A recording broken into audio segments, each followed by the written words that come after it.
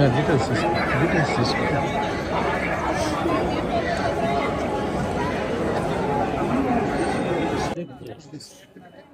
ఈరోజు తెలంగాణ నుంచి స్వామి వెంకటేశ్వర స్వామి గారి దర్శనం కోసం ఇక్కడ రావడం జరిగింది తిరుపతికి.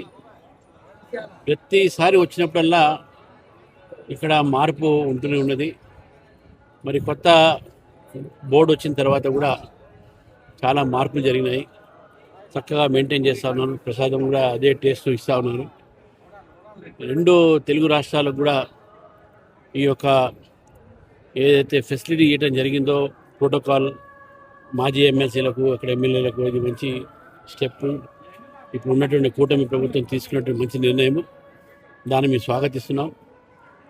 వెంకటేశ్వర స్వామి యొక్క అనుగ్రహం రెండు రాష్ట్రాల మీద, దేశంలో ఉన్న ప్రజల మీద ఉండాలని చెప్పేసి కూడా కోరుతూ, మరి రెండు రాష్ట్రాలు తెలుగు రాష్ట్రాలు అయినప్పటికీ మన మనసులు మాత్రం ఎప్పుడు కలిసే ఉంటాయి.